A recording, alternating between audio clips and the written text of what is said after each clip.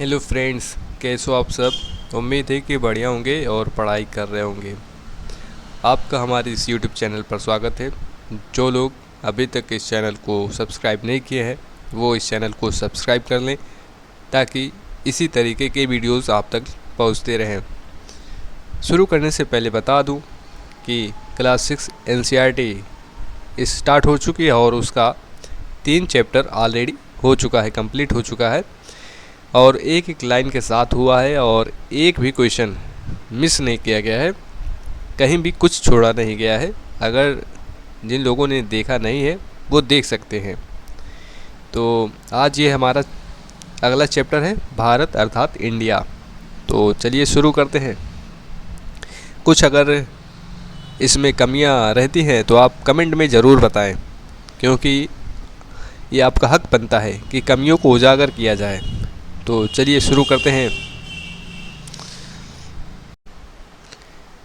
भारत में प्रारंभिक काल से ही आध्यात्मिक और सांस्कृतिक एकता स्थापित हो गई थी, जो हिमालय और 2 समुद्रों के बीच इस महान मानवता की जीवन धारा का अभिन्न अंग बन गई। ये किसी के विचार हैं और किसके विचार हैं? तो श्री अरविंद जी के विचार हैं। उन्होंने ये बात कही कि भारत में प्रारंभिक काल से ही आध्यात्मिक और सांस्कृतिक एकता स्थापित हो गई थी, जो हिमालय और 2 समुद्रों के बीच इस महान मानवता की जीवनधारा का अभिन्न अंग बन गई है, अभिन्न अंग बन गई है। बिल्कुल ये इसे डिफ्रेंशिएट नहीं किया जा सकता, इस तरीके से ये जुड़ गई है। तो इस अध्याय में हम 2 क्वेश्चन के बारे में जानेंगे। तो पहला क्वेश्चन होगा कि भारत को हम कैसे परिभाषित कर सकते हैं, और दूसरा क्वेश्चन होगा कि भारत के कुछ प्राचीन नाम क्या थे। तो ये चैप्टर जब समाप्त होगा तब आप लोग इस चैप्टर के अंत में इन दोनों सवालों का आंसर करिएगा, और अगर आप आंसर निकाल लेते हैं तो ठीक है, नहीं तो फिर आप कमेंट में बता दीजिएगा, आंसर दे दिया जाएगा। ये है चित्र, पहले चित्र देखिए। ये चित्र 5.1 का है। 2300 यानी 2300 वर्ष पूर्व ग्रामीण भारत को दर्शाता एक दृश्य महान सांची स्तूप का उत्तरी द्वार है। आप देखना चाहेंगे सांची स्तूप?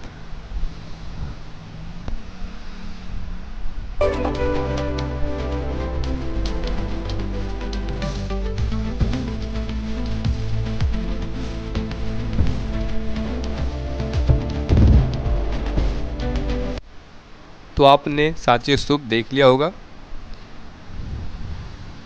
आप 1-2 वीडियो और मंगाकर आप खुद देख सकते हैं, जो आपको समझ में आ सके, समझा सके कोई सांची स्तूप के बारे में। देखिए, समझना बहुत ज़रूरी है ना। तो आज का भारत एक आधुनिक राष्ट्र है जिसकी परिभाषित सीमाएं, राज्य और ज्ञात जनसंख्या है। हालांकि यह 500, 2000 या 5000 वर्ष पूर्व बहुत अलग था। विश्व के इस भाग को हम प्रायः भारतीय उपमहाद्वीप कहते हैं। इसके विभिन्न यानी भिन्न भिन्न नाम रहे हैं और इसकी सीमाएं भी बदलती रही हैं। विभिन्न स्रोतों से हम भारत के अतीत और विकास के बारे में जान सकते हैं। आइए पता करें। तो जिस तरीके से आज भारत है, पहले इस तरीके से नहीं हुआ करती थी। इसका साम्राज्य विस्तार कुछ अलग हुआ करता था, मतलब कुछ ज़्यादा भी हो सकता है, कुछ कम भी हो सकता है, तो वो देखेंगे। कुछ विचार करना है। इस अध्याय के प्रारंभ में दिए गए भारतीय उपमहाद्वीप के भौतिक मानचित्र का अध्ययन कीजिए। वे कौन कौन सी प्राकृतिक सीमाएं हैं जिसे आप समझ सकते हैं।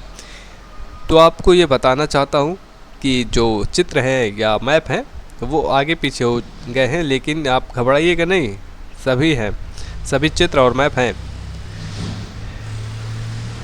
तो पहले इसका आंसर दे दिया जाए?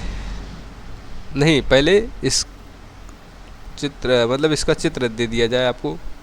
ये है 5.2 भारतीय उपमहाद्वीप का भौतिक मानचित्र, जिसमें कुछ नदियाँ प्रदर्शित हैं। तो ये देख लीजिए चित्र। अब इसके आधार पर आंसर जो विचार करने के लिए हमसे कहा गया था वो प्राकृतिक सीमाएं जो मानचित्र से समझी जा सकती हैं। उत्तर में हिमालय पर्वत श्रृंखला है, ये उत्तर में हिमालय पर्वत श्रृंखला और हिंदू कुश भी है। उत्तर में हिमालय पर्वत श्रृंखला ये क्या करता है? ये भारत को चीन और तिब्बत से अलग करती है। यह ऊंची पर्वत श्रृंखला है जो प्राकृतिक दीवार की तरह काम करती है। पूर्व में पहाड़ियाँ और नदियाँ, जैसे कि हिंदू कुश की पहाड़ियाँ हैं, नदियाँ भी हैं, ये सभी ये पश्चिम में है, ये पूर्व की तरफ है। ये इधर पहाड़ियाँ हैं, इधर पहाड़ियाँ हैं। जैसे ब्रह्मपुत्र नदी और पूर्वी पहाड़ी क्षेत्र भारत को म्यांमार और बांग्लादेश से अलग करते हैं। पश्चिम में थार मरुस्थल और सिंधु नदी क्षेत्र है। तो ये है सिंधु नदी पूरा सिस्टम, और ये थार मरुस्थल। यह भारत को पाकिस्तान से अलग करता है। और चौथा पॉइंट है, दक्षिण में समुद्र सीमाएं हैं। अरब सागर पश्चिम में है और बंगाल की खाड़ी पूरब में है। ये भारत को श्रीलंका और अन्य द्वीपों से अलग करते हैं। तो इस क्षेत्र में बंगाल की खाड़ी पूरब की साइड में और अरब सागर पश्चिम की साइड में, और ये श्रीलंका। इतिहास के इस क्रम में भारत को उसके निवासियों और विदेशों से आए आगंतुकों के द्वारा कई नामों से बुलाया जाता रहा है।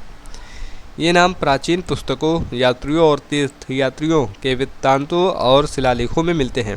ये जो नाम इन्होंने दिया है, ये जो नाम है वो इनके प्राचीन पुस्तकों में भी, अन्य पुस्तकों में भी यात्रियों और तीर्थयात्रियों के वृत्तांतों जो लिखा है उन्होंने, उन सभी में नाम मिलता है भारत का। अलग अलग नाम जो भी दिया गया है। ऋग्वेद भारत का सबसे प्राचीन ग्रंथ है। हम अध्याय 7 में देखेंगे कि यह हजारों वर्ष पुराना है। ऋग्वेद हजारों वर्ष पुराना है।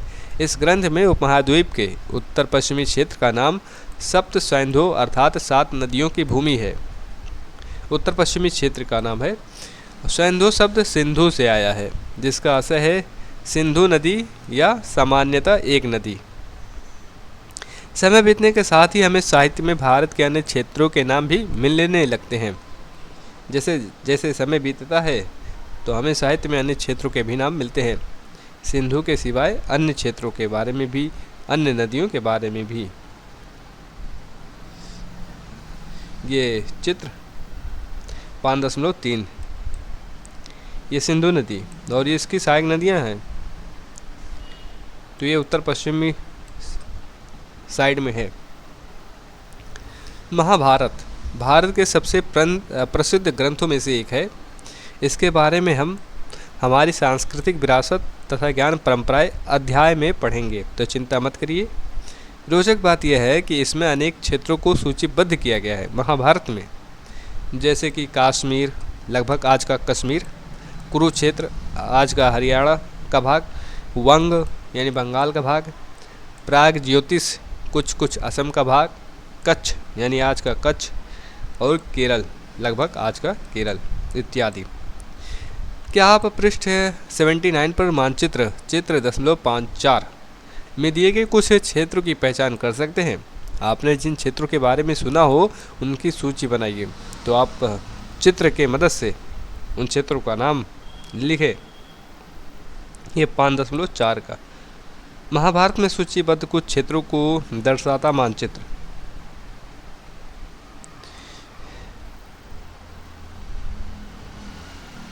कुछ नाम सुने हो तो बताएं। अभी हमने सुना है प्राग ज्योतिष। प्राग ज्योतिष किसे कहा गया, देख लो फिर से। यह है प्राग ज्योतिष यानी असम का कुछ भाग, कुछ असम का भाग है। कच्छ आज का कच्छ है, कुरुक्षेत्र आज का हरियाणा का भाग है कुछ, और केरल।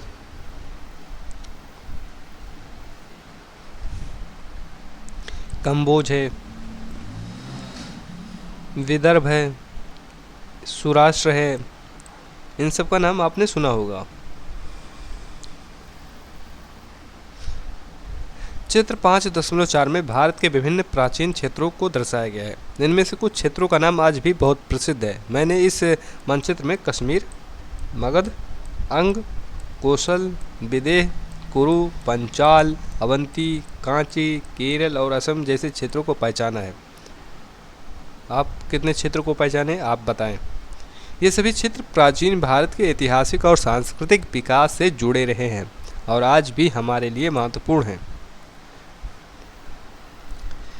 वास्तव में हमें कब समूचे भारतीय उपमहाद्वीप के लिए एक नाम मिला, ये हमें नहीं पता है ना। चूँकि प्राचीन भारतीय ग्रंथों की तिथि निर्धारित करना कठिन है, अतः इस प्रश्न का उत्तर देना आसान नहीं है कि कब भारतीय उपमहाद्वीप के लिए एक नाम आया, एक सुव्यवस्थित नाम आया।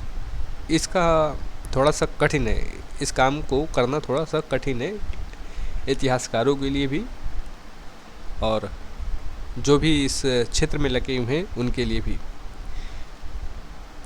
महाभारत में भारतवर्ष तथा जम्बूद्वीप शब्द का प्रयोग किया गया है महाभारत में, तथा विद्वान सामान्यतः इस बात से सहमत हैं।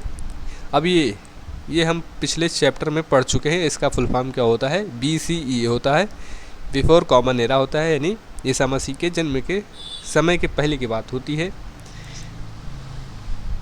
तो ईसा पूर्व की कुछ शताब्दियों पूर्व से यह महाकाव्य लिखा जाने लगा था। पहला शब्द है भारतवर्ष। स्पष्ट रूप से समूचे उपमहाद्वीप के लिए प्रयुक्त हुआ है और इस ग्रंथ में अनगिनत नदियों और लोगों के नाम सम्मिलित हैं। भारतवर्ष से आशय भारत के देश से है। भरत वह नाम है जो सर्वप्रथम ऋग्वेद में उल्लिखित हुआ था। वहाँ इसका अभिप्राय लोगों के एक प्रमुख वैदिक समूह से है। बाद के साहित्य में विभिन्न महाराजाओं के लिए भरत नाम उल्लिखित हुआ, नहीं तो पहले ऋग्वेद में इसका अभिप्राय कुछ अलग होता था, यानी लोगों के एक प्रमुख वैदिक समूह से होता था। बाद में राजा अपने लिए करने लगे, कुछ विभिन्न राजाओं के लिए भारत शब्द नाम के रूप में उल्लिखित हुआ। दूसरा शब्द है जम्बूद्वीप। इससे आशय जामुन वृक्ष के फल के द्वीप से है। यह वास्तव भारत में पाया जाने वाला एक सामान्य पेड़ है, जिसे जम्बुल वृक्ष, मालाबार प्लम या जामुन वृक्ष आदि भी कहते हैं। आगे जम्बूद्वीप भारतीय उपमहाद्वीप का पर्याय बन गया, मतलब इसी नाम से इसको भी जाने लगा। वास्तव में इस संबंध में हमें एक भारतीय सम्राट से बहुत अच्छा संकेत मिलता है। उनका नाम है अशोक, जिनके विषय में हम बाद में जानेंगे। अभी के लिए हम उनकी तिथि को लगभग 250 ईसा पूर्व मान सकते हैं। जैसा कि हम देखेंगे, उन्होंने हमारे लिए बहुत शिलालेख छोड़े हैं। उनमें से एक में उन्होंने उसी नाम जम्बूद्वीप का संपूर्ण भारत का वर्णन करने के लिए उपयोग किया है। उस शब्द का, यानी जम्बूद्वीप शब्द का प्रयोग उन्होंने संपूर्ण भारत का वर्णन करने के लिए किया है। उस समय इसमें आज के बांग्लादेश, पाकिस्तान और साथ ही साथ अफगानिस्तान के भाग सम्मिलित थे। इस जम्बूद्वीप शब्द में, यानी जम्बूद्वीप देश में, यानी भारत देश में बांग्लादेश, पाकिस्तान और साथ में अफगानिस्तान में भी सम्मिलित था। कुछ शताब्दियों के बाद भारतीय उपमहाद्वीप के लिए सामान्यतः भारत नाम का प्रयोग किया जाने लगा। उदाहरण के लिए एक प्राचीन ग्रंथ विष्णु पुराण में हम पढ़ते हैं। क्या पढ़ते हैं? आपको संस्कृत आती है? नहीं आती तो कोई बात नहीं, सीखिए। मतलब क्लास में चैप्टर होगा, पढ़िए, उसे पढ़िए, पढ़ने से आएगा।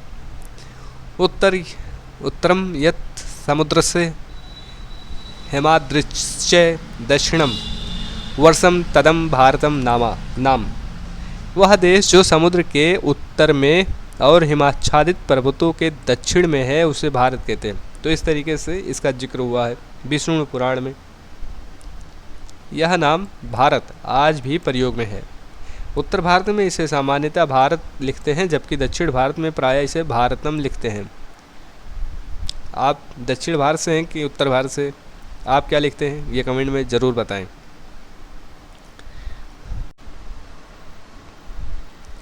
आइए विचार करें। क्या आप हिमाच्छादित पर्वतों को पहचानते हैं? क्या आप समझते हैं कि भारत का यह संक्षिप्त विवरण सही है? तो आपने मानचित्र देखा कि नहीं देखा? देखा? फिर से देख लीजिए। कहाँ है मानचित्र? एक यहाँ है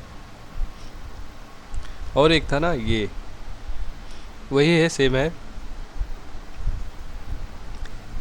तो उत्तर क्या होना चाहिए इसका? मानचित्र में भारत के उत्तरी भाग में जो लंबी पर्वतमालाएं दिखाई देती हैं, वही हिमालय पर्वत हैं। आपने देखा ये पर्वत वर्ष भर बर्फ़ से ढके रहते हैं, इसलिए इसे हिमाच्छादित पर्वत कहा जाता है। ये हमने पिछले चैप्टर में भी पढ़ा था, अध्याय में पढ़ा था कि नहीं, पिछले अध्याय में, बिल्कुल। हिमालय भारत की प्राकृतिक उत्तरी सीमा बनाते हैं और देश को सुरक्षा प्रदान करते हैं। मानचित्र में उत्तर में हिमालय, दक्षिण में समुद्र, बीच में गंगा का मैदान और दक्कन का पठार साफ दिखाई देता है। इस प्रकार भारत का यह संक्षिप्त विवरण सही और सटीक है, क्योंकि यह देश की भौगोलिक एकता को दर्शाता है।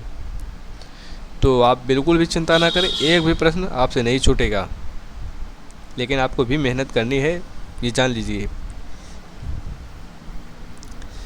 यह जानना रोचक है कि भारत के लिए देश के विभिन्न भागों ने एक समान परिभाषा को अपनाया है। देश के विभिन्न भागों ने एक समान परिभाषा। उदाहरण के लिए 2000 वर्ष पूर्व प्राचीन तमिल साहित्य की एक कविता में एक ऐसे राजा की प्रशंसा की गई है जिसका नाम दक्षिण में केप कुमारी से उत्तर में महान पर्वत तक, पूर्व के महासागर से पश्चिम के महासागर तक जाना जाता है।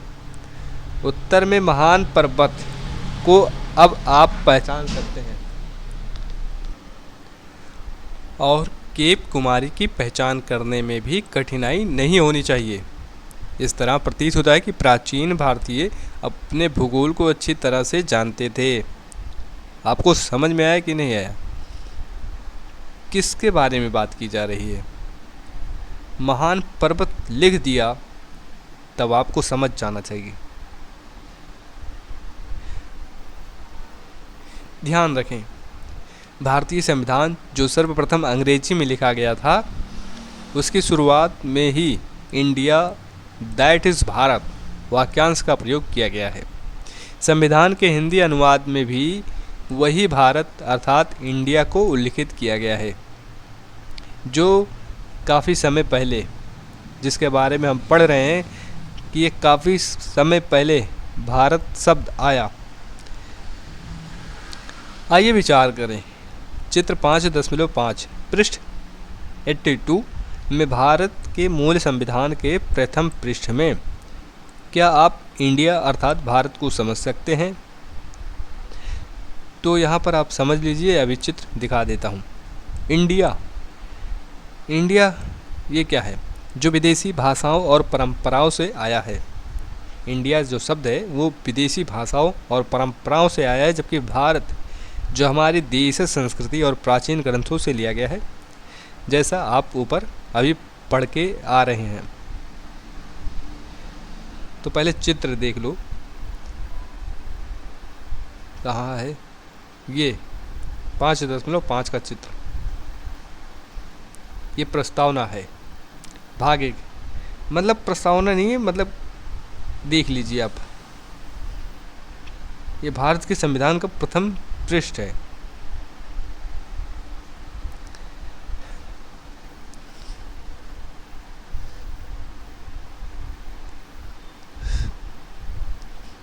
और ये मैंने संविधान लगाया है, भारत का संविधान।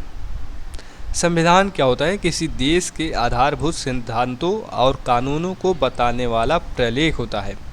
भारतीय संविधान 1950 में लागू हुआ। इसका अध्ययन आप कक्षा 7 में करेंगे, चिंता बिल्कुल भी ना करें। इसी तरीके से हम अध्ययन करने वाले हैं और करते रहेंगे। विदेशियों ने इंडिया नाम कैसे रखा, ये सवाल बनता है।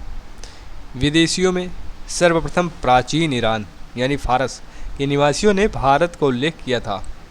6ठी शताब्दी ईसा पूर्व एक फारसी सम्राट ने सैन्य अभियान आरंभ किया और सिंधु नदी के क्षेत्र, जिसे सिंधु कहा जाता था, उस पर नियंत्रण किया। अतः यह कोई आश्चर्य नहीं है कि अपने प्रारंभिक लेखों और शिलालेखों में फारसियों ने भारत को हिंदू या हिंदू से निर्दिष्ट किया था, जो उनकी भाषा में सिंधु का रूपांतरण था। ध्यान रखिए कि प्राचीन फारसी में हिंदू पूर्णतया एक भौगोलिक शब्द है। यहाँ इसे हिंदू धर्म से संदर्भित नहीं किया गया है, ये ध्यान में रखना है। ये हिंदू शब्द धर्म से बिल्कुल मेल नहीं खाता, बल्कि भूगोल के लिए है, इस भारत देश के लिए था, जो फारसियों ने यूज किया। इन्हीं फारसी स्रोतों के आधार पर प्राचीन यूनानियों ने इस भाग को इंडोई अथवा इंडिके नाम दिया था। किसने? प्राचीन यूनानियों ने। इन्होंने हिंदू शब्द के पहले अक्षर हा को हटा दिया, क्योंकि यह अक्षर यूनानी भाषा में नहीं था, तो इसीलिए यहाँ इन्होंने हटा दिया, हा हटा दिया। प्राचीन चीनियों ने भारत से संपर्क स्थापित किया था। विभिन्न ग्रंथों में इन्होंने इंडिया का उल्लेख इंतु या इंदु से किया था। यह शब्द भी मूलतः सिंधु से आया है, ध्यान रखना आपको। किस तरीके से नाम पड़ा? सिंधु से हिंदू हुआ और हिंदू से इंडो या इंडिके हुआ, जो कि फारसियों ने बताया।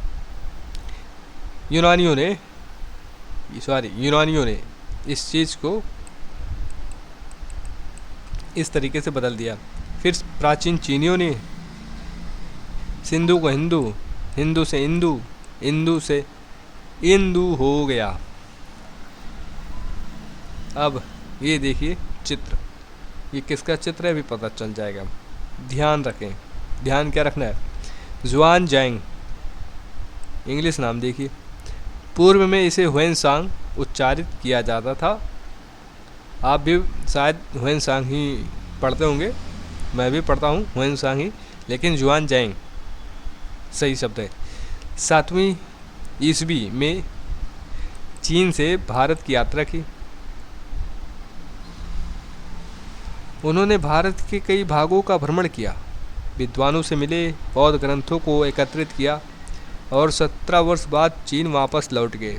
वहाँ उन्होंने संस्कृत से चीनी भाषा में उन पांडुलिपियों का अनुवाद किया जो वह अपने साथ ले गए थे।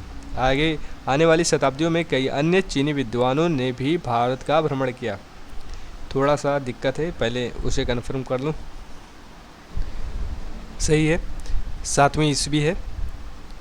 मुझे लगा कि कुछ और हो सकता है, कहीं गलत टाइपिंग हो गया होगा, तो सही है। 629 ईस्वी बता रहा है। आइए पता लगाइए। बहुत पता लगाना होता है, लेकिन आपको भी कुछ करना है, ठीक है? मैं तो सब कुछ दे रहा हूँ, लेकिन आपको रिवीजन भी करना है। क्या आप भारत के लिए प्रयुक्त भिन्न भिन्न नामों से इस तालिका को पूर्ण कर सकते हैं? तो ये तालिका है और इसका आंसर मैंने बगल में दे दिया है। फारसी लोग हिंदुस्तान या हिंद नाम का प्रयोग किए। यूनानी, इंडोस, लैटिन सब भारत, चीनी शेंतु और अरबी और फारसी अल हिंद, अंग्रेजी में इंडिया, फ्रेंच में इंदे। तो यहाँ पर ये कंप्लीट कर दिया है। आप इसे खुद करें, दोबारा करें, 3 बार करें, मतलब आपको करना चाहिए। एक अन्य चीनी शब्द तियंजू को सिंधु से लिया गया था, परंतु इस शब्द को स्वर्ग तुल्य स्वामी के रूप में भी समझा जा सकता है। यह बताता है कि चीनियों का बुद्ध की भूमि के रूप में भारत के प्रति कितना सम्मान था। आप संभवतः हाल के पारिभाषिक शब्द हिंदुस्तान से भली भांति परिचित होंगे। बिल्कुल, हिंदुस्तान शब्द कौन नहीं जानता, परंतु आप यह नहीं जानते होंगे कि यह शब्द आज से 1800 वर्ष पूर्व सर्वप्रथम एक फारसी शिलालेख में प्रयोग किया गया था। बाद में भारत पर आक्रमण करने वालों ने भारतीय उपमहाद्वीप को वर्णित करने के लिए इसी शब्द का प्रयोग किया। यह हिंदुस्तान शब्द एक फारसी शिलालेख में प्रयोग किया गया। आपको आज पता चला ना? मुझे भी आज पता चला।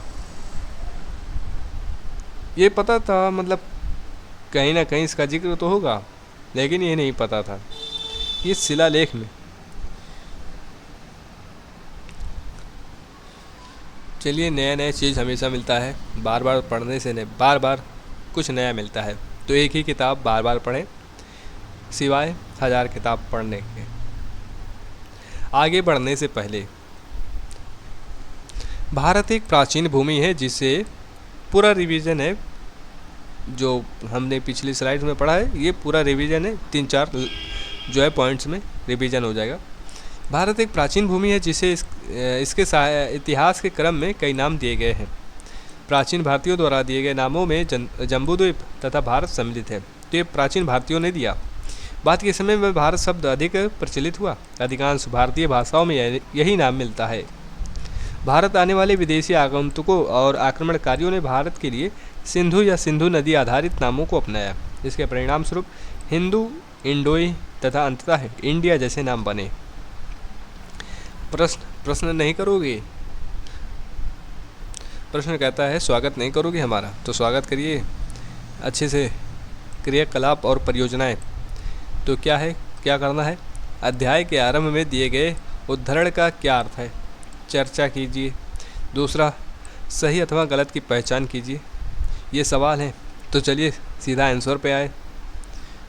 सवाल देखिए, सवाल केवल, आंसर सीधा करते हैं। आपको भी कुछ करना चाहिए। आप इतना पढ़ चुके हैं कि आप कर सकते हैं कुछ ना कुछ, और जो नहीं होता है उसके लिए तो हम हैं। आप पूछें।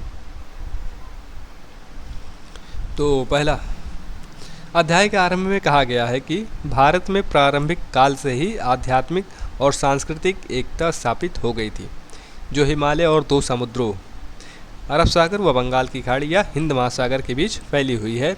यह महान मानवता की जीवन धारा का अभिन्न अंग बन गई है। अब ये ना सोचिएगा ये कहाँ से आ गया, अभी आप ऊपर पढ़े हैं, यही चीज़ वहाँ पूछा जा रहा है। इस उद्धरण का अर्थ है, पहला पॉइंट में, भारत की पहचान केवल भौगोलिक सीमाओं से नहीं बल्कि यहाँ की संस्कृति और आध्यात्मिक परंपराओं से भी है। ये ध्यान रखना है। उत्तर में हिमालय और दक्षिण में समुद्र भारत को एक प्राकृतिक रूप से एकीकृत भूमि बनाते हैं।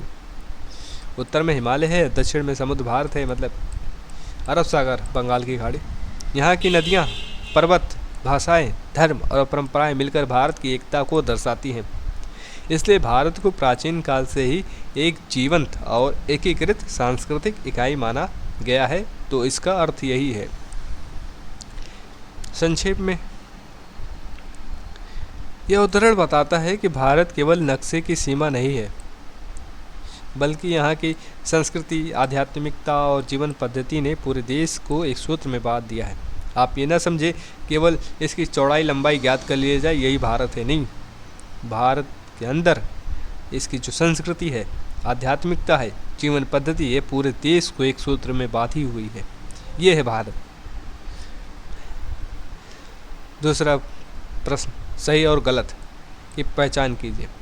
पहला, ऋग्वेद में भारत के संपूर्ण भूगोल का वर्णन किया गया है, सही है कि गलत? बिल्कुल गलत, गलत जवाब। ऋग्वेद में केवल उत्तर पश्चिम भारत की नदियों और जनजातियों का उल्लेख है, संपूर्ण भूगोल का नहीं है।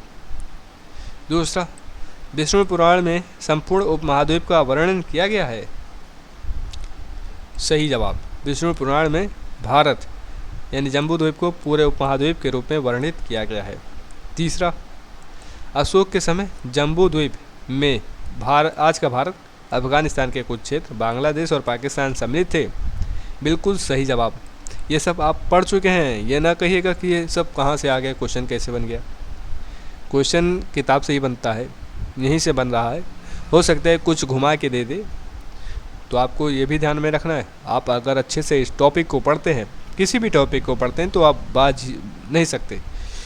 लेकिन आप नहीं पढ़ते हैं सही से, बस आए, देखे, चले गए, तो इससे कोई फ़ायदा नहीं मिलेगा। चौथा प्रश्न, महाभारत में कश्मीर, कच्छ और केरल समेत कई क्षेत्रों को सूचीबद्ध किया गया है, बिल्कुल सही जवाब। महाभारत में विभिन्न जनपदों और क्षेत्रों का उल्लेख मिलता है। पाँचवा, हिंदुस्तान शब्द का प्रयोग 2000 वर्ष से भी पहले सर्वप्रथम एक यूनानी शिलालेख में किया गया था, बिल्कुल सही जवाब। यूनानियों ने सिंधु नदी के पार रहने वाले लोगों और भूभाग को इंडोस या हिंदुस्तान कहा। अगला, प्राचीन फारसी में हिंदू शब्द का उपयोग हिंदू धर्म के लिए किया गया है, बिल्कुल गलत जवाब। अभी हमने ऊपर पढ़ा था, ये हिंदू धर्म मतलब ये हिंदू शब्द धर्म के लिए बिल्कुल भी नहीं आया है। फारसी में हिंदू शब्द सिंधु नदी के पार रहने वाले लोगों के लिए प्रयोग किया जाता था, न कि धर्म के लिए। सातवां, विदेशी यात्रियों द्वारा इंडिया को भारत नाम दिया गया, बिल्कुल गलत जवाब। विदेशी यात्रियों ने इंडिया शब्द का प्रयोग किया, जबकि भारत नाम हमारे देशज परंपरा और ग्रंथों से आया है। इतना जानो, भारत शब्द और जम्बूद्वीप ये हमारे लोगों ने ही इस नाम को रखा है, विदेशियों का इसमें हाथ नहीं है। प्रश्न तीसरा, यदि आपका जन्म 2000 वर्ष पूर्व हुआ होता और आपको अपने देश का नामकरण करने का अवसर मिलता तो आप किस नाम का चयन करते और क्यों? तो उत्तर उदाहरण के रूप में, और ये उत्तर जो है कल्पनाशील उत्तर है, आप कुछ भी लिखिएगा लेकिन सही होना चाहिए, एक अच्छा आंसर होना चाहिए। नहीं मैं नाम इसका ऐसा रख देता, वो रख देता, नहीं, जो नाम है मतलब जो नाम बताए गए हैं इस किताब में और कहीं भी किताब में मिल जाए तो उन्हीं नामों के आप आसपास रहें, अलग से कोई अलग नाम ना सोचें, नहीं तो आंसर गलत हो जाएगा। तो इसका आंसर है इस तरीके से, यदि मेरा जन्म 2000 वर्ष पूर्व हुआ होता तो मैं अपने देश का नाम आर्यभूमि या सप्त सिंधु रखता, क्योंकि सिंधु शब्द आया है ना ऊपर, तो उसी से मिलता जुलता है। नहीं हाँ, ये नहीं कि मैं तो अपने भारत का नाम कुछ और रख देता, वो रख देता, तो ऐसा नहीं है। कारण देना है, कारण आप इस नाम का प्रयोग क्यों करना चाहेंगे, आर्यभूमि या सप्त सिंधु, तो क्यों ऐसा नाम रखना चाहेंगे? तो कारण ये है कि यहाँ महान ऋषियों, आर्यों और सभ्यताओं का उदय हुआ। गंगा, यमुना, सरस्वती तथा सप्त सिंधु जैसी नदियों ने इस भूमि को समृद्ध बनाया। बिल्कुल सही। यह भूमि ज्ञान, संस्कृति, कला और धर्म का केंद्र रही है। तो इस तरीके से कारण हम दे दिए, अब आपके ऊपर है। छात्र अपनी कल्पना शक्ति से कोई भी उपयुक्त नाम लिख सकते हैं, जैसे कि सुरभूमि, ज्ञान भूमि, जम्बूद्वीप आदि। अब सुरभूमि क्यों, इसके कारण आप ढूंढें। प्रश्न चौथा, प्राचीन काल में विश्व के विभिन्न भागों से लोग भारत की यात्रा क्यों करते थे, उनके उद्देश्य क्या थे? उत्तर, प्राचीन काल में भारत को सोने की चिड़िया कहा जाता था। लोग यहाँ कई कारणों से आते थे। पहला है व्यापार और धन। भारत मसाले, रेशम, कपास, मोती और बहुमूल्य धातुओं का निर्यात करता था। ज्ञान प्राप्ति के लिए नालंदा, तक्षशिला जैसे विश्वविद्यालयों में पढ़ने हेतु विदेशी विद्यार्थी आते थे। शिक्षा का केंद्र हुआ करता था भारत। धर्म और तीर्थ यात्रा। बौद्ध धर्म और हिंदू धर्म से प्रभावित होकर लोग तीर्थ यात्रा करने आते थे। सांस्कृतिक आदान प्रदान। संगीत, कला और वास्तुकला सीखने एवं आदान प्रदान के लिए आते थे। और आखिरी पॉइंट, नए अवसर और बसावट के लिए। कुछ लोग यहाँ बसने और व्यापार करने के लिए आते थे। तो आप कारण दे सकते हैं ना, अगर और कोई कारण है तो वो भी लिख सकते हैं। ये नहीं सोचिएगा जो बताया गया वही लिखना है, नहीं, आपके दिमाग में आ रहा है अच्छा आंसर है, लिख सकते हैं। इस प्रकार भारत प्राचीन समय से ही व्यापार, शिक्षा और संस्कृति का विश्व केंद्र रहा और यही चीज़ें भारत को एक सूत्र में बांधती है। आपको बताना है वीडियो कैसे लगी, अच्छा लगा? अगर अच्छा लगा है तो प्लीज़ वीडियो को लाइक कर दीजिएगा। बहुत मेहनत करना पड़ता है, टाइपिंग करना पड़ता है, एनसीईआरटी की एक एक लाइन उठा करके पीडीएफ बनाना पड़ता है, स्लाइड्स में उसको कन्वर्ट करना पड़ता है। तो मेहनत को लाइक करिए। मिलते हैं अगले नेक्स्ट वीडियो में, तब तक के लिए जय हिंद, जय भारत।